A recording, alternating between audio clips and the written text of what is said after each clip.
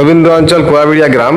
আমরা দুইজনকে পেয়েছি, মানে বর্তমানে এরা এই কাজ করছে, এখানে ইট তুলছে বা ইট এখান থেকে নিয়ে ওই মাঠের মধ্যে বাচ্চা নিয়ে যাচ্ছে। তা আমরা এদের সঙ্গে কথা বলবো, কিন্তু অ্যাকচুয়ালি এরা কিন্তু কাজ করা ছেলে নয়। তা এনারা বাইরে বিদেশে বিভিন্ন সেলাই কাজ করতো, সেলাই কাজের পরিস্থিতি এমন খারাপ, সেই জন্য মানে এরা এই সাধারণ এলাকায় কাজ করছে। সেই বিষয়ে কিছু কথা বলুন। কি বলবো আর, দর্জি কাজের যা অবস্থা, দর্জি কাজের রেট নেই, কাজ করে রেট পাওয়া যায় না, ইয়ে করা যায় না, যার কারণে আমরা লেবার কাজ করতে কি করবো। এরকম মানে সারা মানে এক সপ্তাহে যদি বা 2,000-2,500 টাকা কামাতে, আর আমরা লেবার গিয়ে কাজ করলে 3,500-4,000 টাকা করে পাবো।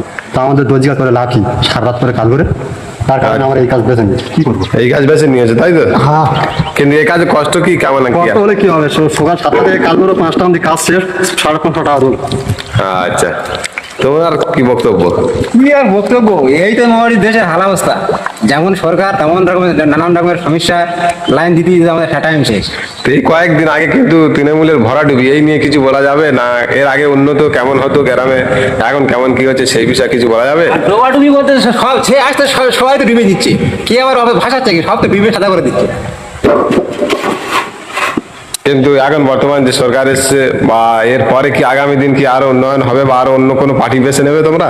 হ্যাঁ, এখন হচ্ছে গিয়ে যে সরকার এসে মোটামুটি আমাদের সুবিধা প্রচুর হয়েছে। মোটামুটি এই তো মানে তেলের দাম বেড়েছে, খিদিরপুরে চলে গেছে, আর গ্যাসের দাম বেড়েছে, মমিপুরে গেছে। আরো আরো ভবিষ্যতে বেড়ে বেড়ে কোথায় যাবে ঠিক নেই। মানে বালি 10,000 ছিল, সেখানে বেড়ে মানে 12,500 হয়েছে। এই নিয়ে তোমার বক্তব্য কি আছে? বর্তমান আর কি করবে, এরকম করলে গরিব মানুষ কি করে মানে খাবে কি? তার যদি ওই বালি সিমেন্ট এইসব দাম ফাম বেড়ে যায়, লোক কি করবে? অসংখ্য ধন্যবাদ। আমরা দুই মানে সেলাই কাজ করে, বর্তমানে সেলাই কাজ করে, কিন্তু এমন কাজ কামের পরিস্থিতি বোম্বাই, দিল্লি, কেরালা বিভিন্ন জায়গায় কাজ করে, কাজের পরিস্থিতি এমন খারাপ, সেই জন্য এলাকার